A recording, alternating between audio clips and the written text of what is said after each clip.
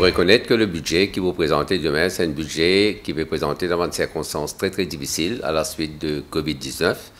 Et il y a beaucoup de secteurs qui sont à genoux. Et le secteur qui est très très à genoux et totalement paralysé aujourd'hui, c'est le tourisme. Dans ce cas-là, moi, pensais que la première décision qu'il faut bien prendre dans le budget, c'est l'ouverture des frontières. Aussi longtemps que les frontières ne sont pas ouvertes, le secteur du tourisme n'est pas capable de fonctionner. Et moi, je souhaitais que, naturellement, il y a une crise sanitaire, mais il y a une mesure qui est capable de prendre.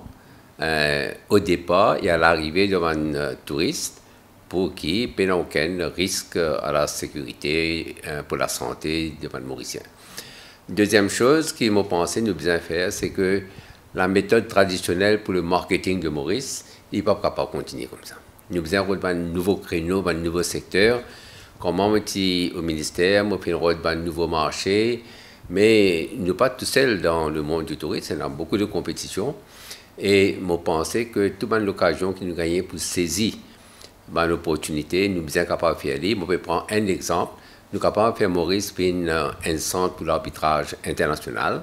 Et il y a une demande qui finit faire par un pays très très important pour qu'il set up un tribunal international pour un litige qui est capable de venir.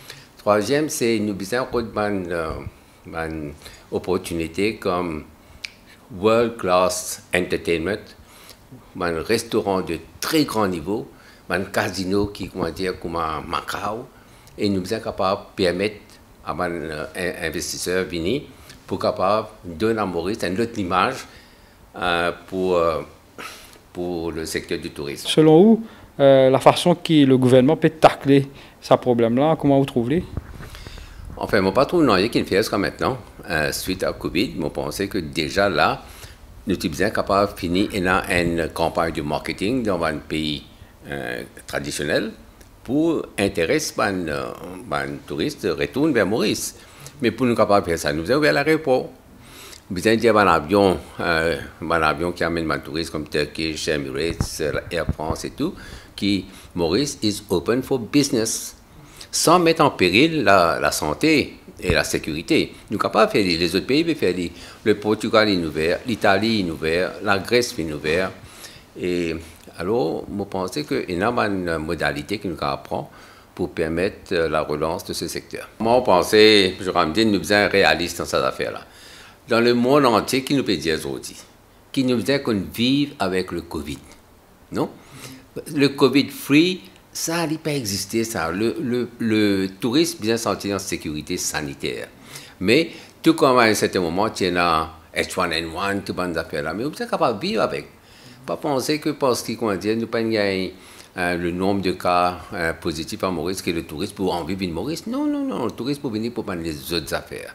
Le tourisme traditionnel est fini. Nous avons un nouveau créneau, développer un nouveau style de tourisme, un marketing agressif, mais aussi saisir chaque opportunité qu'il gagne pour diversifier le marché touristique. Mais la situation est très très grave. Et ce qui m'a trouvé, moi, c'est que l'actuel ministre des Services financiers il n'a pas pu réagir, il n'a pas pu prendre l'action qu'il besoin prendre. Moi, ban écho qui m'a gagné depuis dans l'Inde, ban Indien beaucoup plus inquiété que Maurice parce que sa situation contre Maurice, il figure le blacklist de l'Union européenne. Mais je trouve ça bien mais grave. Bien mais grave ce qui peut arriver. Si une situation comme ça maintenir, et dans la banque capable de perdre ce qu'on appelle le correspondent banking. Mais il y a là toute l'ambition, tout rêve qui nous tient là, quelques mois de cela, comme je suis ministre des Services financiers, pour faire Maurice un centre financier de renom international, mais il est malheureux. Pas oublier, c'est sous mot ministership qui nous améliore 53 des 58 recommandations qui FATF demande. C'est exactement moi qui me pose la question là. Qui travaille là pas inachevé par le... Mais non, personne ne va suivre de chez là. Moi, je dire où l'Union européenne, si vous faites ça coup là avec nous en 2018, ça veut dire janvier 2019.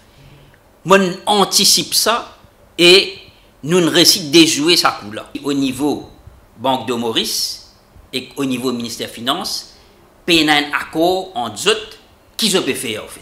Quand on écoute le gouverneur de la Banque centrale et l'autre côté où on écoute le ministre des Finances qui peut mélanger une réserve de devises qui est la banque commerciale ENA qui se hold ça pour les clients.